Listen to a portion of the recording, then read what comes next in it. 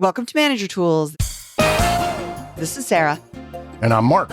Today's podcast, Development Plans Are Dumb, Part 1 of 1. This cast answers these questions. Should I create development plans for my directs? Why don't development plans work? And how can I develop my team without development plans? If you want answers to these questions and more, keep listening. Are you ready to build confidence and capability for your year ahead? Well, Manager Tools offers comprehensive training that helps you communicate clearly, collaborate more effectively, and stand out in your organization. Join us at an upcoming virtual or in-person Effective Communicator Conference. Register now at manager-tools.com/training. So, Mark, it is our first Manager Tools podcast of the new year. Happy New Year. It is. Happy New Year, everybody.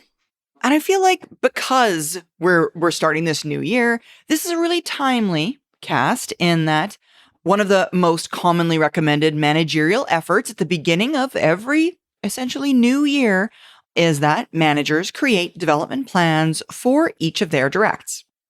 Now, it's especially talked about when we're talking early stage professionals, right? Younger individuals, individual contributor type roles as opposed to executives, directors, things like that. And sometimes it's recommended as a generational tool because of the fact that it's recommended for individuals who are newer in their career. So younger people like Gen Z, for example, they're expecting them. Yeah, but I'll tell you something about that, Sarah, if I can interject here regarding that whole Gen Z thing. 30 years ago, before generational management was a thing, and it's still not a thing. It just happens. There are some people whose livelihoods depend upon it, and so they shill for it all the time. Generations are no different, haven't been any different. Humanity hasn't changed in 10,000 years. The workplace has changed a little, but as I've said before, all 40-year-olds think all 20-year-olds are stupid because 40-year-olds forgot how stupid they were when they were 20. But when people make this a generational thing, all they're doing is saying the latest generation to come into the workforce is this. They don't have any data that says Gen Z or Gen Y or Gen X or whatever did X, Y, or Z compared to somebody else. They don't. I often joke that I tell people, hey, when it comes to generational management, I bet you've heard these things about Gen Z. And they'd say, what are they? I said, well, they want more work-family balance. Definitely, they want that. They want their work to fulfill them personally, not just professionally or monetarily. And they want their work to be aligned with their values.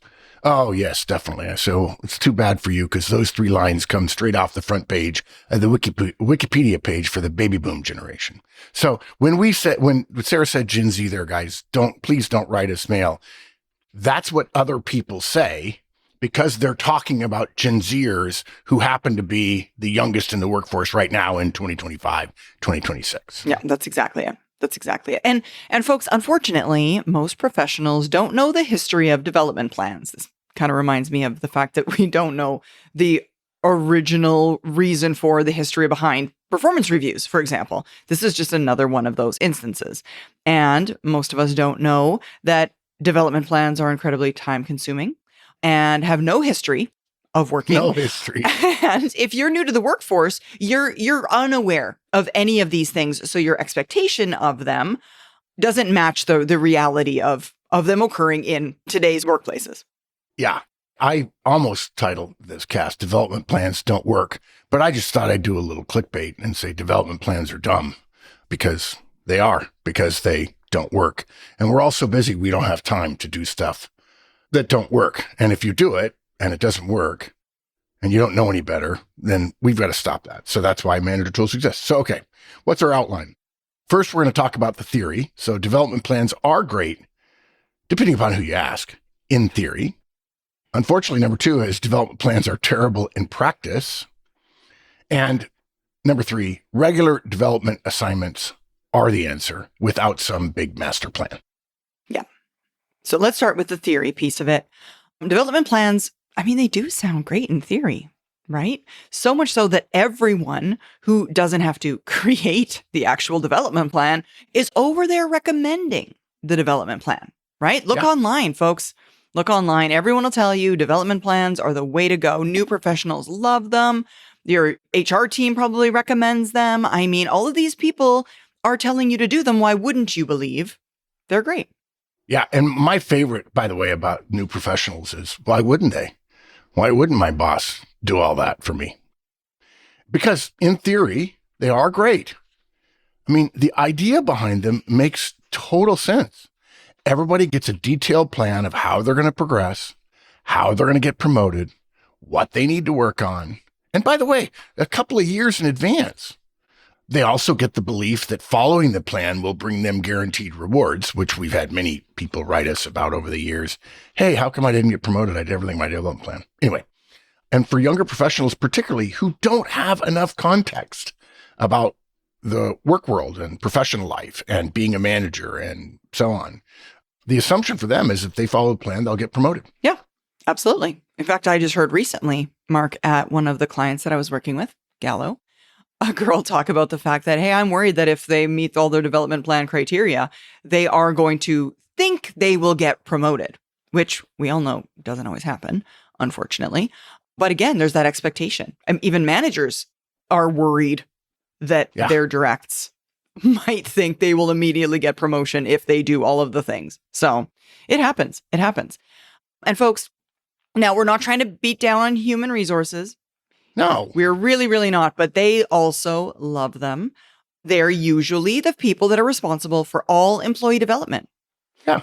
When in fact, what's interesting is managers are, but senior executives trying to federalize that, give it to HR, and HR is unfairly tasked with trying to develop all the employees in the organization. HR, I feel for you. There's no way you can do it. It's a manager's job. That's absolutely it. And we've talked about this about a million times. Managers are not trained on how to do their jobs. And therefore, it seems natural to everyone in HR that they should require every manager who, let's face it, hasn't been trained on how to do this, to have a development plan for every direct.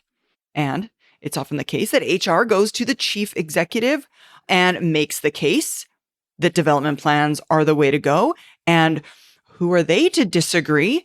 And thus, often it is agreed to. But folks, the idea for HR is that they can check on development against a plan and provide oversight to managers on how those directs are developing, which again, in theory, this entire thing makes complete sense. Yeah. Total sense. And it sounds great. I mean, it sounds great to the organization too. Every manager will have a detailed plan for everyone. This is like succession planning on steroids. It's fantastic. Everyone is getting developed. The idea behind a plan is if the manager went through all the trouble getting this plan done, then surely they're following through on it, right? So everybody is getting developed, which is definitely what the organization wants. They want that because if everyone gets better at their job, there'll be more people ready to promote. But more importantly, if everyone has higher performance, the organization won't have to hire as many new employees. So it's cheaper. Mm-hmm. It's absolutely cheaper, folks. Hiring is expensive. We've said it so many times before. Your CEO does not want you to reflexively, without even thinking about it, hire more people when workload goes up or as your organization grows. What they want is for you to be developing your people so that the organization's total productivity increases, and productivity is closely related to profitability. Thus, profitability also increases. Right. And the thing is, if we're always hiring more people, hiring takes time, it takes energy, it takes all of this away from the productivity of the people who have to be involved in that hiring engine. Not only that, but new hires are generally more expensive, in part due to rising employee salaries and the fact that it takes so much time to train them to get them to the same level as any person they would have replaced. I think about that all the time. I mean, new employees know almost nothing. They're not even useful when it's the end of the day. It's a really, really important project. We need this thing done. It's super important. What do? You push the new person out of the way and you find someone who's been here a long time because they know. So all that to say, simply filling a role with a new person does not get you the same productivity as the person that they replaced or even their team members.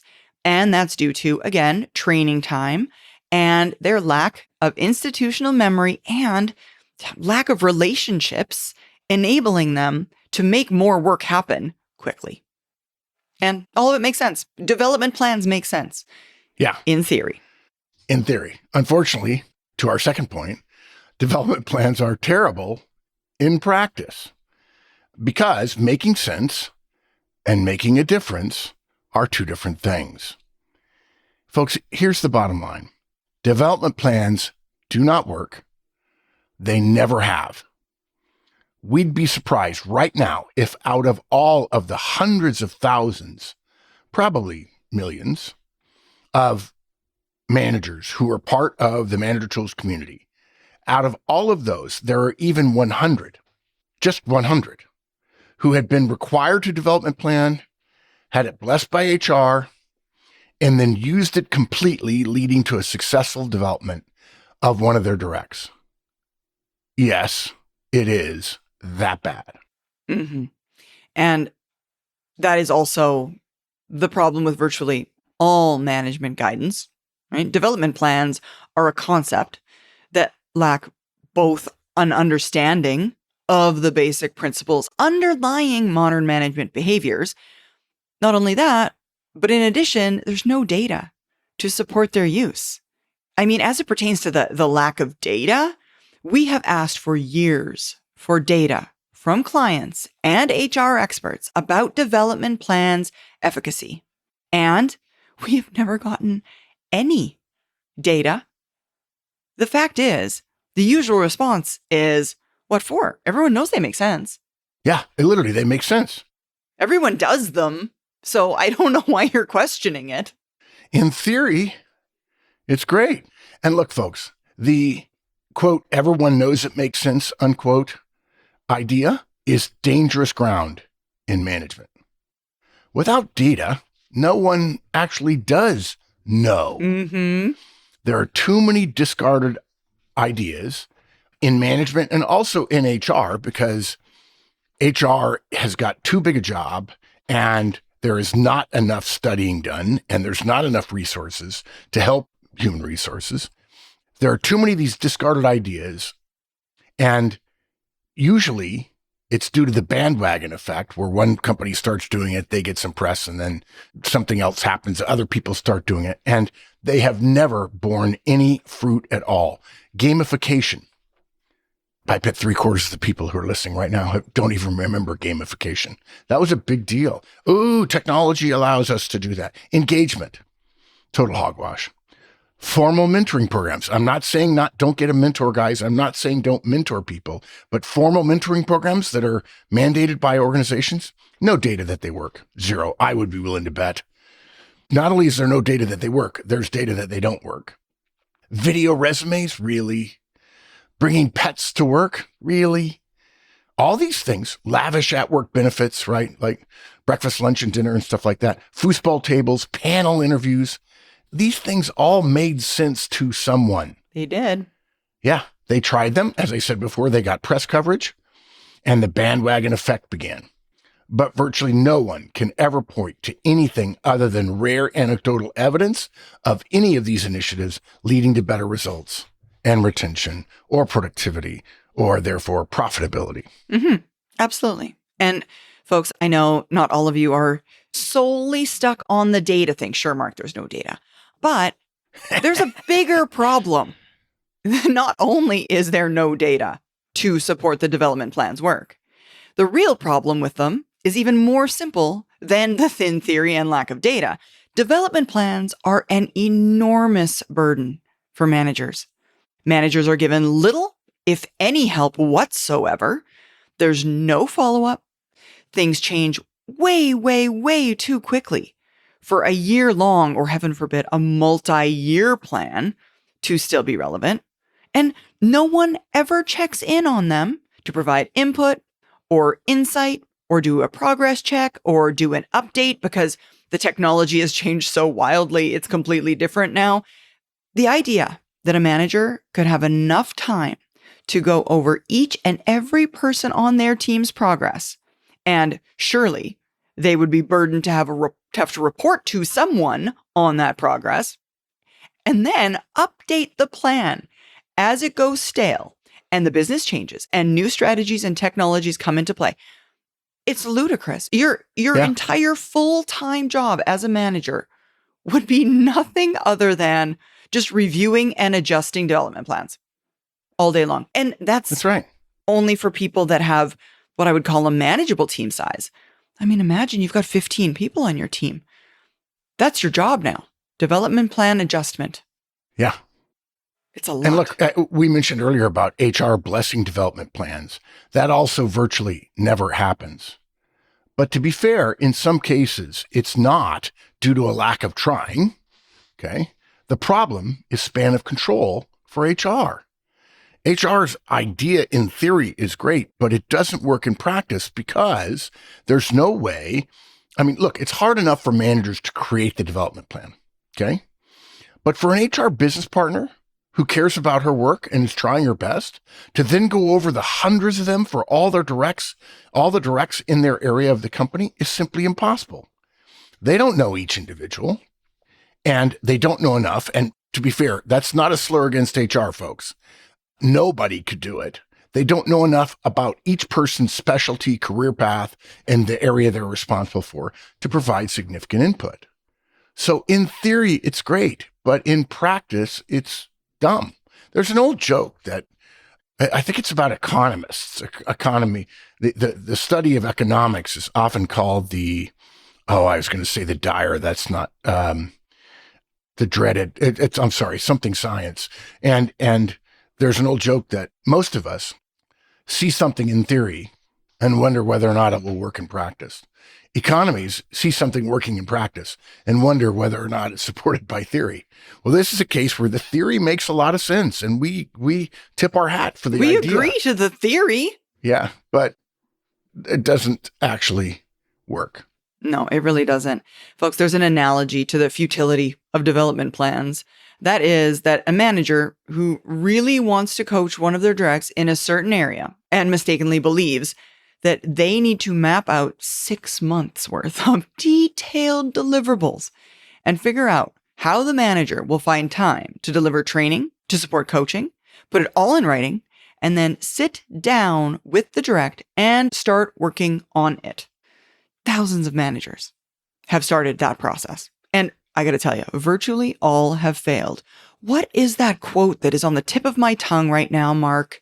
No plan survives first contact with the enemy. Yes, everybody's got a plan. Mike Tyson translated it. Everybody's got a plan until they get hit. Yeah. And actually, Matt Beckwith, I think it was Matt Beckwith, he told me, oh my gosh, a long time ago, he said, I learned early on in my career, never fall in love with your plans. Oh, no. Yeah. Eisenhower said planning is everything, but plans are nothing. Yeah, that's the thing. Too many people are out there creating long-term plans. And when you've spent that kind of time, energy, blood, sweat, and tears on your plan, you want your plan to work out. Yes. You do. But when you look at the stack of file folders on the back of managers' desks, we guarantee you there are going to be some very well-intentioned, burdensome to create development plans that have been started to coach one of their directs. And now, said folder or said folders are sitting there gathering dust, which is, of course, due to the misapprehension of how to coach and this need to or this desire to lay out a really long-term plan, assuming in any form or fashion it would at all be useful, which it never is. So, folks, we encourage you to listen to or read, if you're a licensee, our guidance on the Manager Tools coaching model. It's a much better way for you to plan out, if you will, this development, but do so in a sustainable way. Yes, a way that's weekly. A week at a time. Exactly. It's not, I've created a 6-month plan that took me 5 hours to create, and now 1 week in, I'm off plan. Yeah. And if somebody can create a 6-month plan of detailed deliverables in 5 hours, I'd be impressed. Even with AI, because AI doesn't know anything about your direct. And even if you fed everything in there, AI would just make it sound pretty. Look, I love AI, but gee whiz. Now, I want to make a caveat here, folks. We probably should have put this as an agenda item.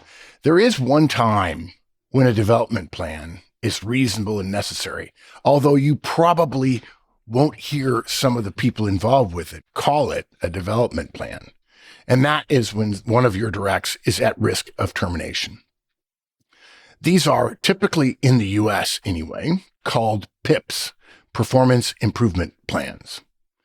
They're hated, okay, but only because, yet again, the average manager doesn't know how they're supposed to work, and their design is often all too sinister.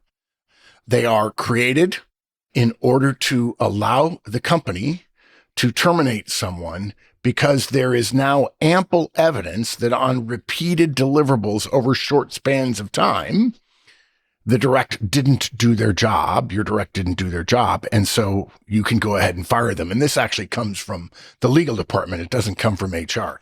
It probably comes to you from HR, but actually legal says we need to have an ironclad case against this guy. The problem with PIPs, even though they are development plans and sometimes works, is people assume, therefore, the sinister side that this is just to create a whole bunch of data record so that you can fire me. But the smart, effective manager, the manager tools manager knows, no, this is a development plan that I have to develop. You actually probably could develop it a week at a time, but you have to do it, and you should implement it with the best intentions of saving the direct, of giving them small enough deliverables that they can achieve them day to day, week to week, and so on, and they can pull themselves out of their tailspin. It is called a performance improvement plan, after all.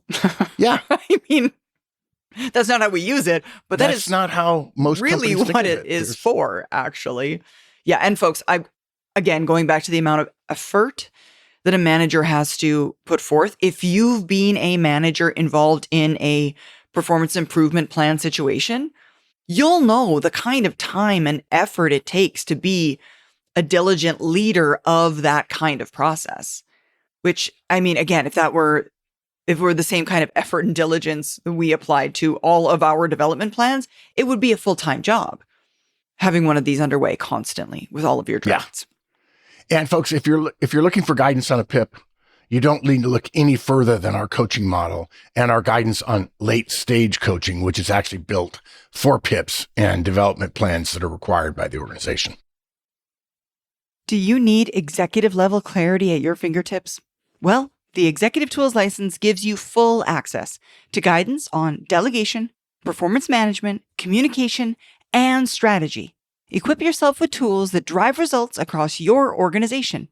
Learn more by visiting us online today at manager-tools.com/licenses.